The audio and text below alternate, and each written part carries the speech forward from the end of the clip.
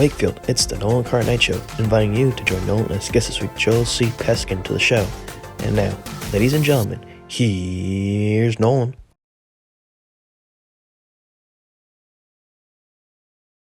And welcome back, ladies and gentlemen, to another edition of the show. Hopefully, you've enjoyed what you've tuned into.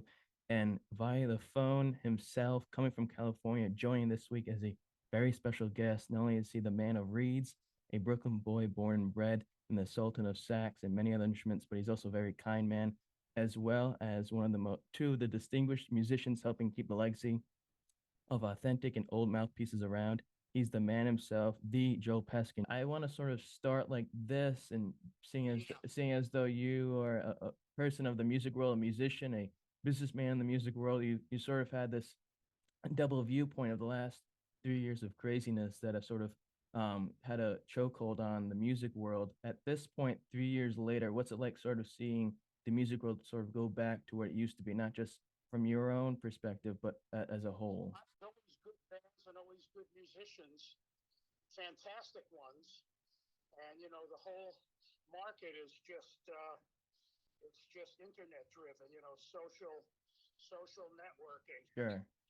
I mean, getting views and followers to push product. Sure. From a business perspective, though, with your business that you're running with the reed pieces and other mouthpieces of that nature. An extension of what I did, actually, because I was once very poor, and back in the Beach Boy days, and in high school, I used to go to pawn shops. When I went to the High School of Performing Arts, the Fame School in Manhattan, and it was just music, dance, and drama. And I met some fantastic musicians. You had to be really a great player to audition and to get into the school. It was a very tiny school. Sure. Just go to and sell a few things here and there to pay some bills for a music teacher.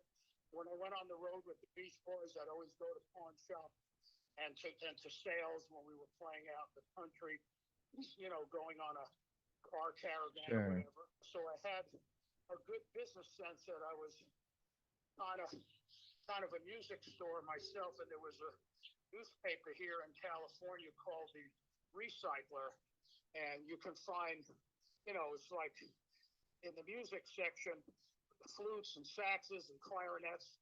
So I was always horse trading, as they call it. Made a lot of extra money doing that. And then that took me all the way up to when eBay started. I was making very good money touring.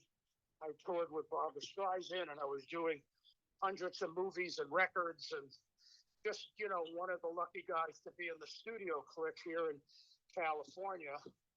And then I started to buy and sell on eBay and hit it and sold stuff for people that were retiring, bought stuff, and did manage to get a big collection of instruments and mouthpieces. And then it was getting hard to find product. So basically, I started this business by getting copies of vintage mouthpieces that are made on a CNC machine, a computer, and there's an engineer that copies these old mouthpieces. Kind of even the one that I played on Kokomo. Sure. The mouthpiece we redesigned for Eric Marienthal, but I launched the original Beechler Bellite in 1980 for this company Beechler saxophone mouthpieces, and then I played the original Entertainment Tonight theme on that. That kind of launched my career, the da da da da da da. Yeah. Yeah. That was like the epitome of my style and sound, even though it was short and sweet. And basically, I just took that. I always had that business side. My cousin was a big time business guy with Price Waterhouse, and he was an accountant at a CPA firm in Beverly Hills. He actually was a financial manager of War, Three Dog Night, Quincy Okay. Jones, all of these people, and he came from Brooklyn, where I'm from, and on that side of the family, we were just good with numbers. Sure. So I had an advantage. Even when I was with the Beach Boys, I was the contractor of the horn section. Okay. They would pay me and then I would just take a little blood money out of that to pay the guys, and it was a lot of fun. So that's kind of how far back the selling aspect came, and it was always good to have when work was slow. Sure, yeah. The pandemic, when no one was working at all, because Yeah. it was kind of by design. Sure. Yeah. You can't go to the store. Yeah. So that's not a thing. So that's when I kind of went in high gear. Sure. To do something else, not to to make money. We all want to make money, but just to have another thing, a passion project. I like to have passionate projects that I get involved with because it keeps me busy. Sure. You talked you talked about growing up in Brooklyn a little bit, and obviously music has been part of your life since as far back as at least 9 years old. For you though, at that young age, elementary school, middle school, how much did you have thoughts of music, not just recreationally or as an extracurricular activity, but possibly doing it post high school and after that? Bensonhurst, the elementary school, and I signed up for trumpet, and they were full up, and he said, well, you have to play clarinet. So my mom took me to the Vincent School of Music, which was in the same neighborhood, and we rented a clarinet. And the teacher didn't want me to have the mouthpiece for the week that I had to wait to start lessons, because he didn't want me to start playing it the wrong way, when you Sure. play it on a clarinet. And then I got the mouthpiece, and I have to say, every time I took a lesson, I was very talented because I was a slacker. I wouldn't practice, but I'd be kind of a badass. Sure. So I would practice enough, and then I would always get a 90 or a 95 in my grade. And when you did good, he gave away these little clarinet pins that you can wear on your shirt, with a little, like people wear a flag. Sure. And then it was just in my blood. In the 6th grade, I played a Benny Goodman song, Estrelita, for the auditorium for a class music show. And then when I went into junior high, I got in band, and then I had this great music teacher, Joseph Fitzgerald, who was a teacher at PS 128, and he was like kind of a really hip guy, and we bonded. So I studied with him, and then I was in the band and had to play a solo, and I didn't know what to do because the band was playing, and whatever it was, if it was a swing chart, and then he said, just make up something. So I did that, and then I was also working in the Catskill Mountains because my family and their friends, all the kids played instruments, accordion, trumpet, sax, drums. So there were a lot of kids involved with music in Brooklyn in all the different areas, and I got in a band and played. I used to play clarinet duets with my friend. He'd play accordion, and I'd play clarinet. We would play corny tunes from the fake book, and that was it. I was just always playing. I was kind of like a pet monkey that But get some tips. Then I got in junior high, did all of that, and would play for dances. And then I remember that all the bands had guitars, and they drowned me out. I kind of learned how to play loud and hate guitar players. Sure. On a job, whether it was a wedding or a dance at the community center, all the guitars did was turn up their knob, and you'd be there without a mic, and no one could hear you. Yeah. So that was good. And then I auditioned for performing arts. Big long list. It's still there. It's not open as a school. It's kind of a historical building on West 46th Street, 6th Avenue.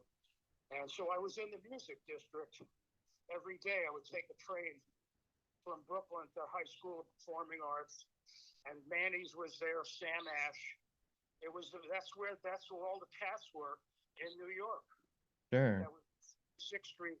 48th Street is where Manny's was, until I played in all of these bands, and the Beach Boys were coming to town on their way to Europe, and they hooked up with a guy named George Andrews, who was an arranger, and he had a lot of records with Bob Crew. I didn't even know who they were, but I played in George Andrews' big band, and I got called with 4 other guys to be the horn section in that 1968 tour with the Beach Boys. It was 10 days on the East Coast. Okay. The Beach Boys being sort of, the rock and roll band that they are, although you've played probably other genres as well, why is jazz the one that's sort of stood the test of time and still with you every time?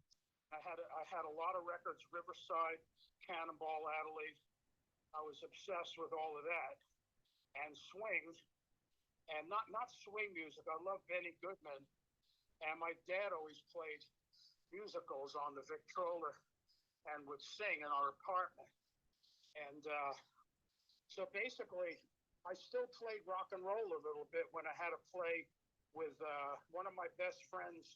He's a professor at some big university, but he was pretty wealthy and had a big house in Brooklyn, and he played guitar, and he was obsessed with Grant Green. Okay. He had no record, and he bought a Hammond organ. So he was obsessed with Jimmy Smith, Babyface, Willette, all of these Blue Note records, and we would play. And we went to see Jimmy Smith at Madison Square Garden. I was 16. I remember my friend stole his parents' car, and me and another guy and him drove all the way to Newport, Rhode Island to go to the Newport Jazz Festival. If you can believe it. We were just 16. Wow. Kind of ran away from home. But there weren't as many axe murderers. Sure.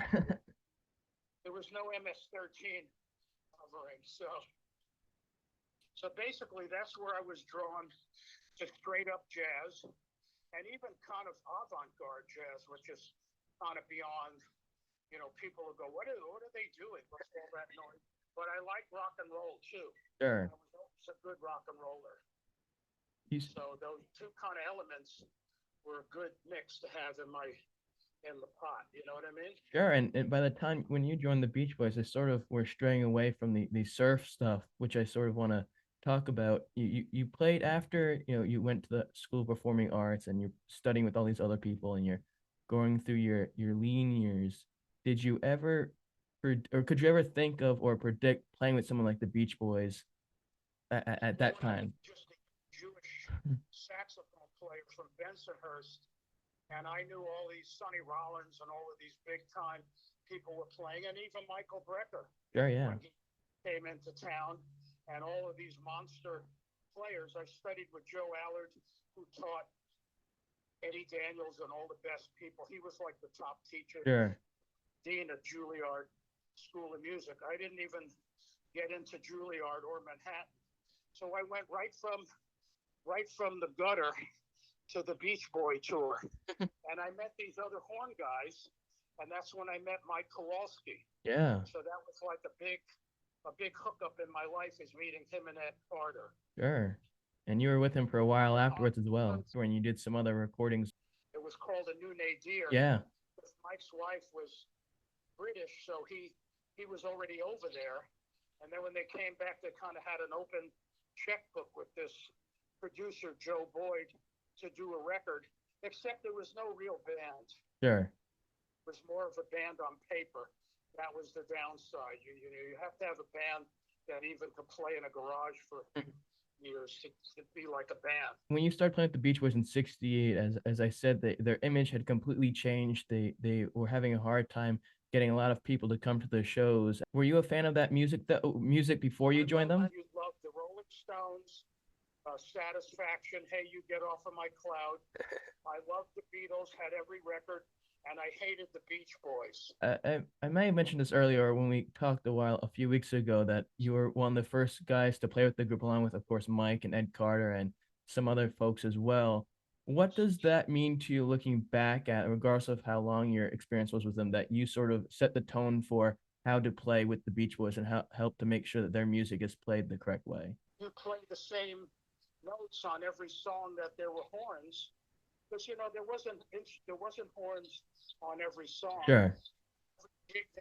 That's what you did. It was just automatic. You're a sideman. Even when we did the Central Park concert, Yeah. which is on YouTube. I have a close up playing the flute. Yeah.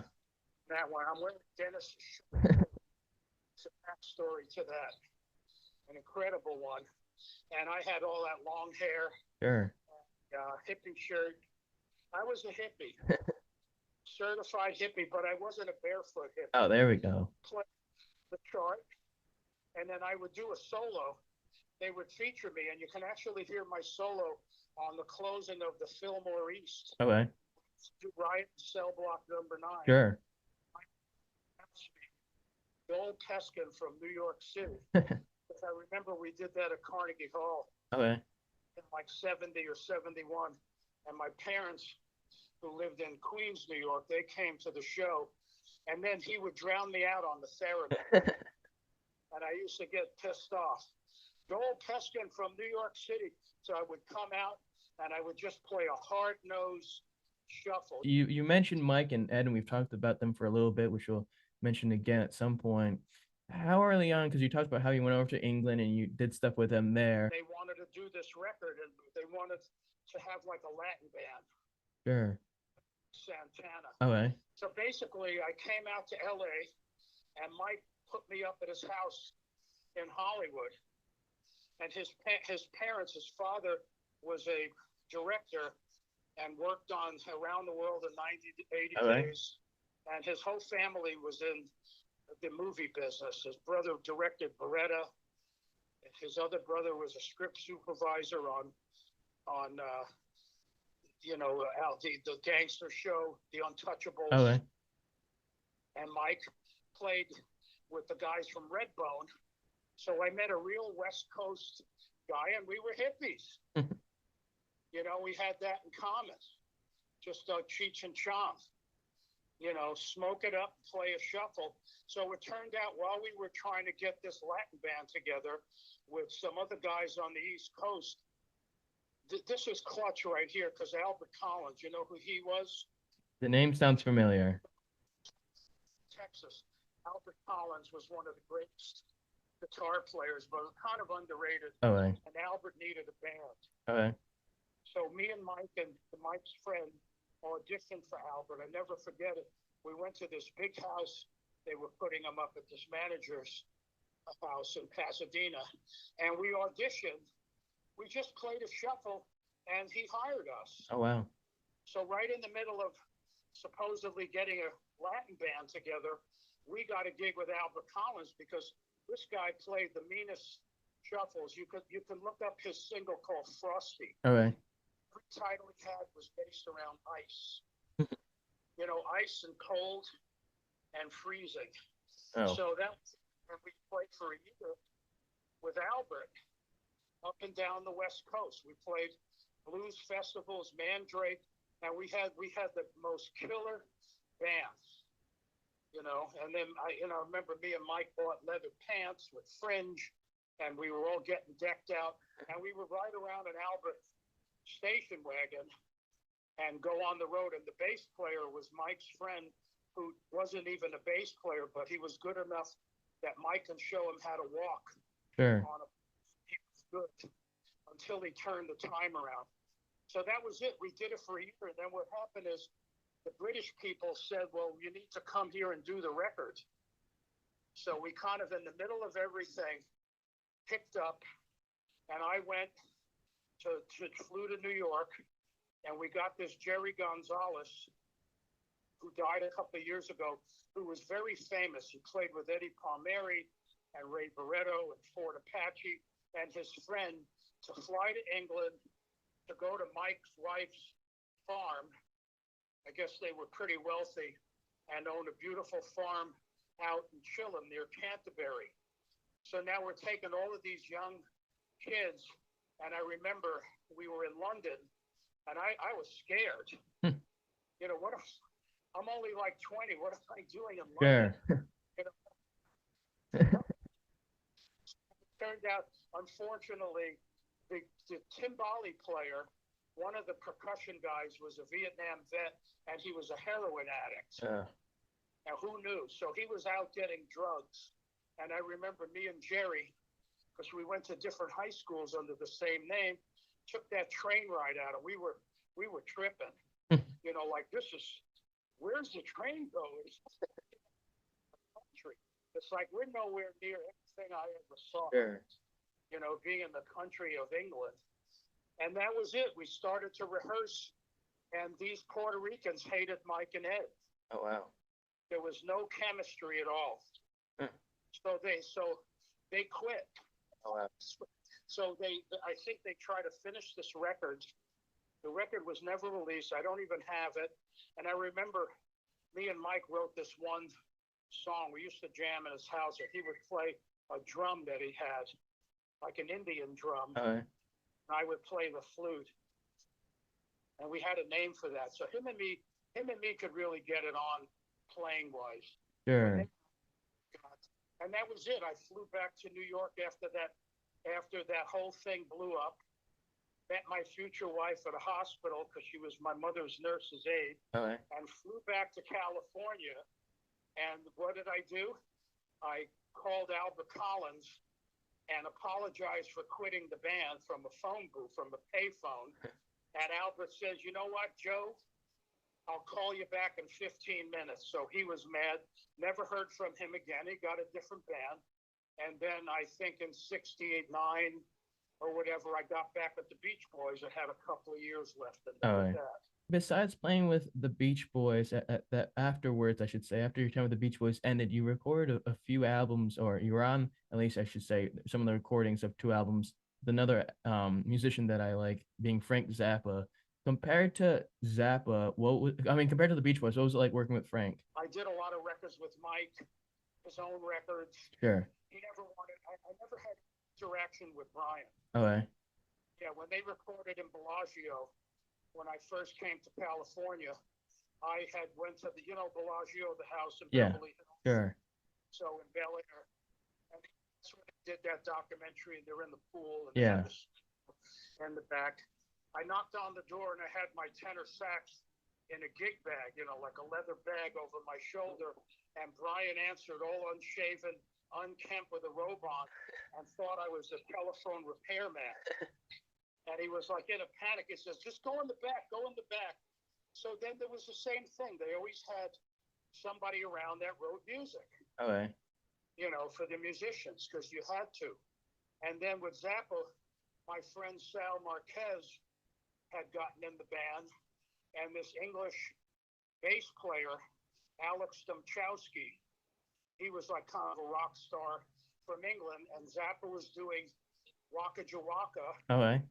Got on the section, and all of those horn parts were recorded in the bathroom of Paramount Recorders. Really? Okay. Upstairs in the mid 70s, because Sal was a brilliant musician. He could write. He went to Berkeley, played with Buddy Rich when he was like 18. So he would write the hardest stuff. He could transcribe Zappa's guitar solos. Really? And you know how that was like, oh yeah. Yeah. It's just like backwards stuff. Sure. So Eric Taylor, a couple of trumpets, and we did that. And the bathroom was a plush bathroom. It was all tile.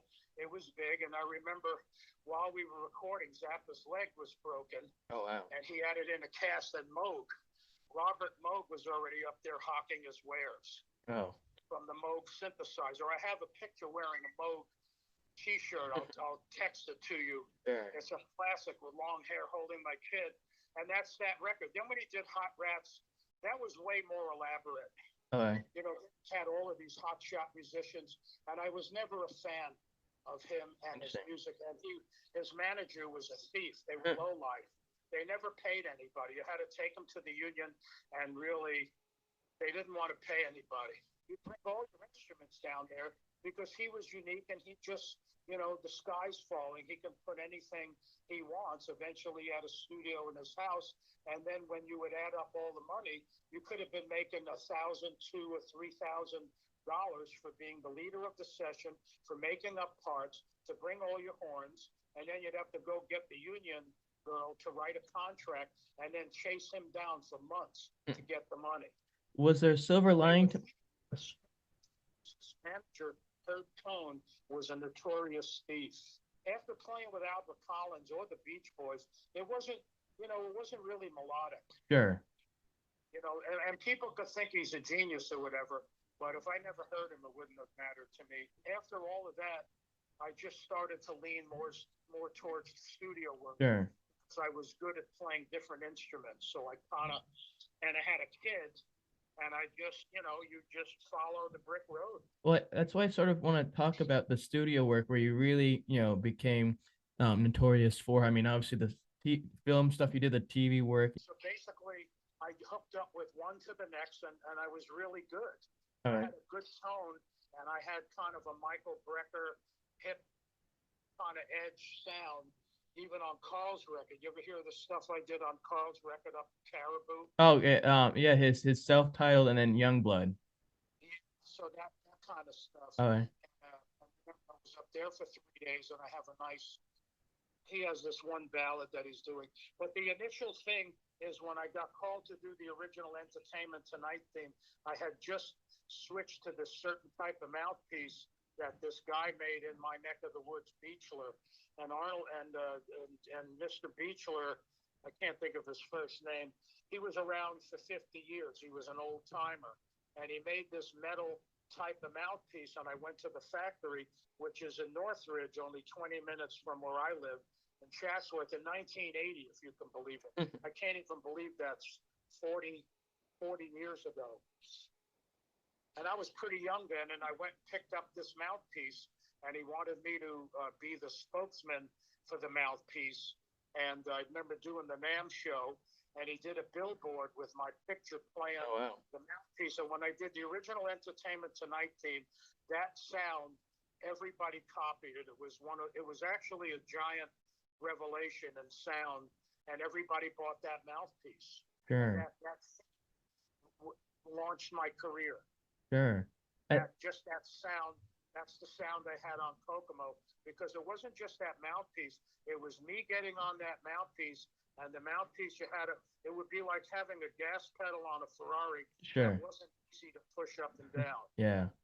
You had to have some chops, as they say. And somehow in my head, music is like is an art form, and it's spiritual for me, not just, it's spiritual where guys try different mouthpieces and guitar players play different guitars and strings, but it's something in my head that I was going for. Sure. It's about God, that I was trying to connect with some higher power in the sound, because the sound is what you always remember.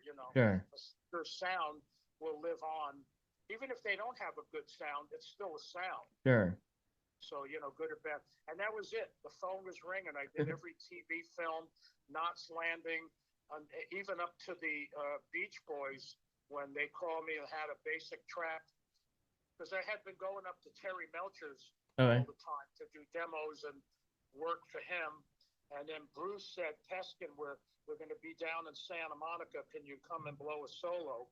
So he was with Terry and Mike Love, and Mike wrote this song, Kokomo, for them to get it in the movie Cocktail. Yeah.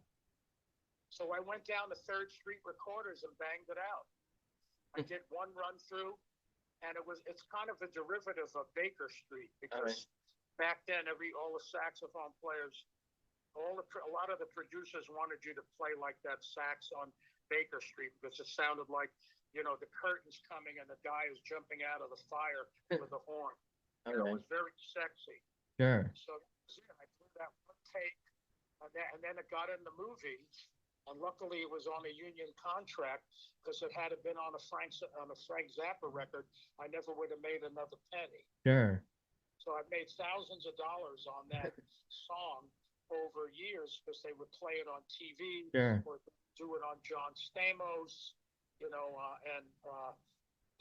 they reran that on the movie, on the record, soundtrack. They have that. That's the difference, is they're trying to change all of that with streaming right now. So sure, I hear, so they don't have to pay back end. They want to just own everything. It's sure, kind of a globalist dream of ruining people's happiness. And then I did American Idol, and then I did Dancing with the Stars, Academy Awards and a lot of Emmys. I did the Golden Globes for 25 years. Every year, same thing. You go in and out. The bands usually weren't on TV. And then Dancing with the Stars was pretty much the last big gig that paid royalties for reuse of all the shows. It was fun. The band was great. And then they got rid of me, and then they got rid of the band, and they just made a change, for younger players. And then after that, that was it. Because when you do a dedicated show like that, it takes you out of circulating on other gigs, and things were changing. Other guys were doing the work, and then that's when I kind of wanted to go back into the business side, because I accrued, because I was making such good money, not millions, of course, but hundreds of thousands of dollars, and I would buy and sell horns and keep all the good ones. All right. So I have like a massive collection of mouthpieces. My house is like a museum. There we go. Serious. That's why I'm Irene fan. Yeah.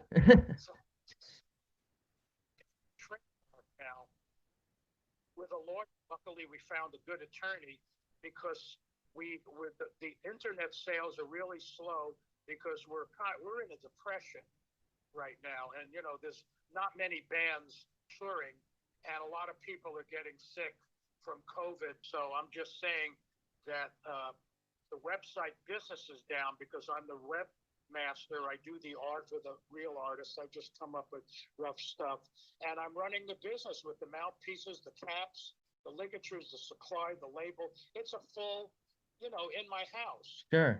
So, my house is like everywhere you walk, there's mouthpieces. It's not sloppy. It's actually decorated.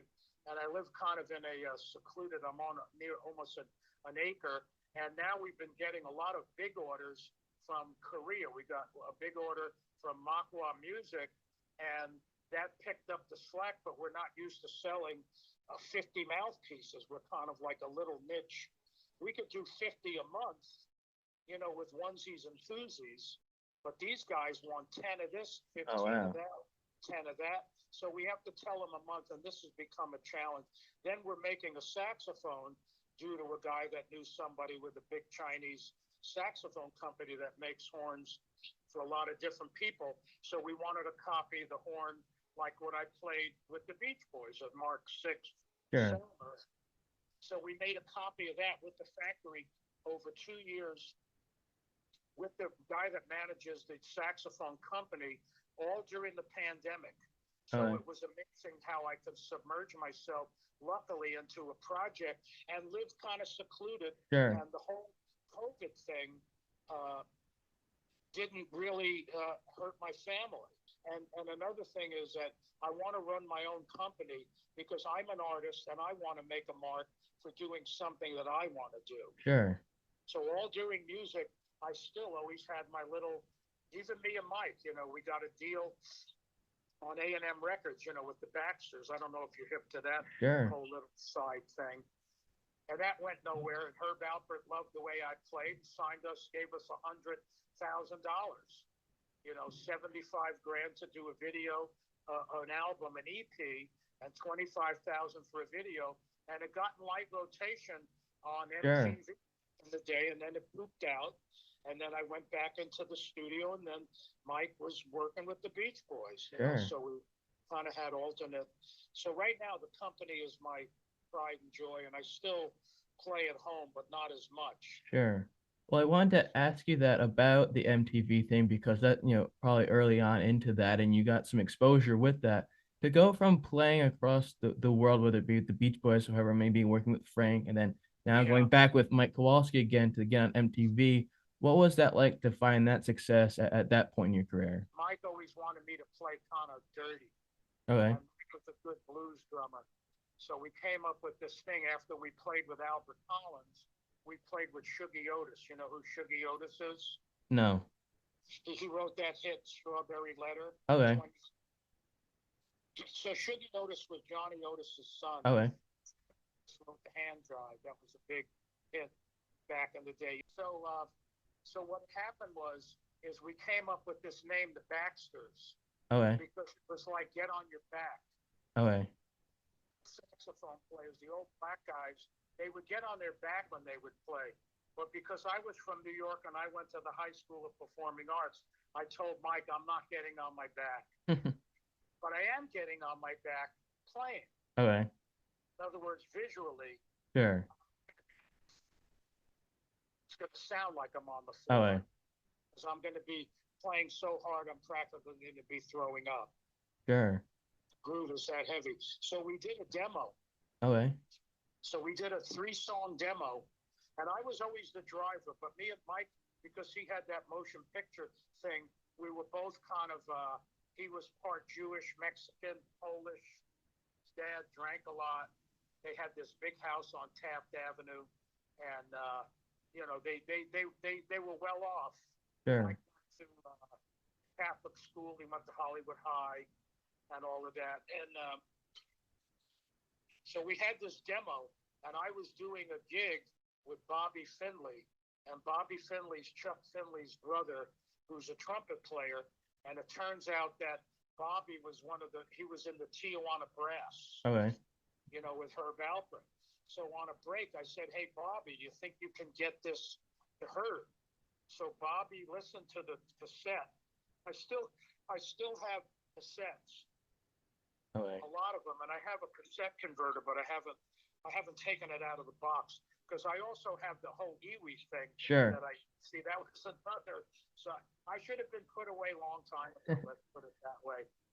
It reminds me of the guy that was in Bram Stoker's Dracula, Tom Waits. You know, when he was in the Nut House. You ever see that movie? No, I haven't. Bram Stoker's Dracula. It's one of the great with Gary Oldman. It's one of the greatest movies. It's very trippy. So the characters are. So it turns out that he says, "Oh, Herb loves this shit." He said Herb used to follow around Big J McNeely.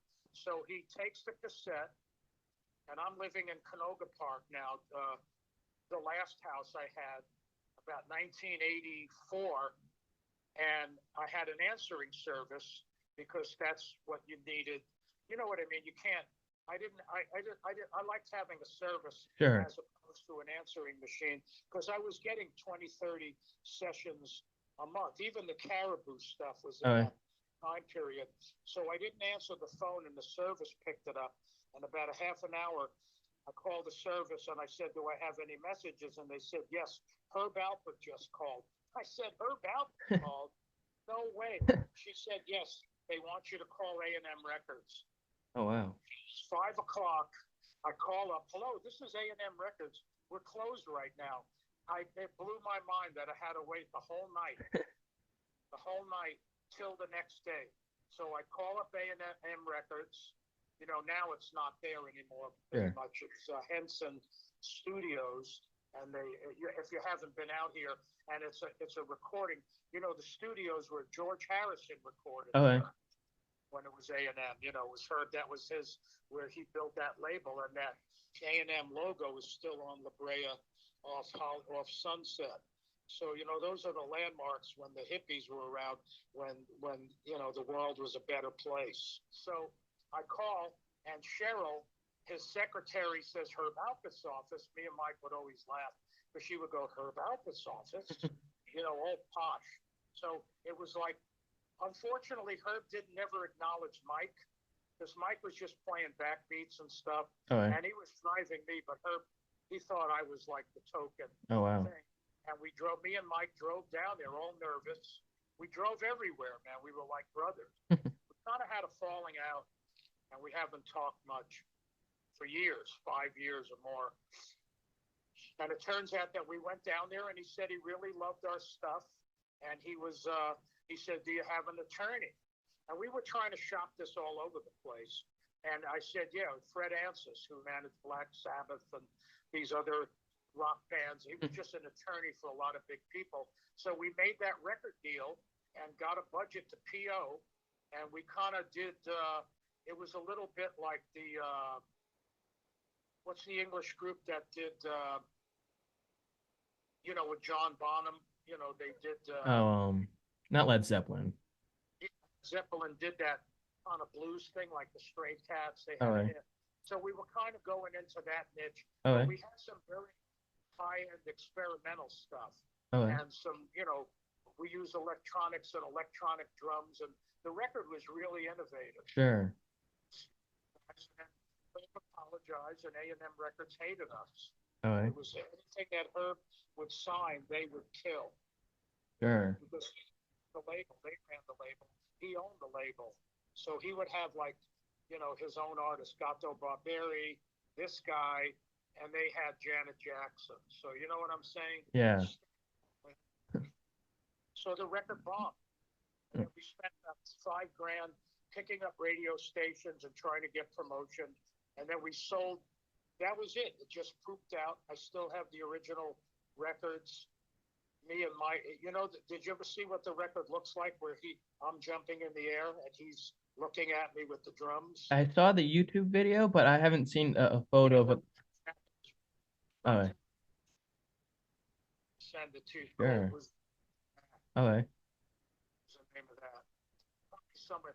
Anyway, that's it. So that's it in a nutshell. If I can't think of anything else to say, if I didn't unturn anything you wanted to know. Well, my dear sir, good friend, I want to say thank you for taking the time to doing this. When this comes out, I'll make sure to send you a link and make sure to do all that fun jazz as well. Well, all those out there, if you enjoyed it, because who the heck wouldn't, subscribe, like, comment, share all that fun jazz so you can stay up to date with future episodes. And in the words of Johnny Carson, I bid you all a heartfelt good night. Take care, and we'll chat soon.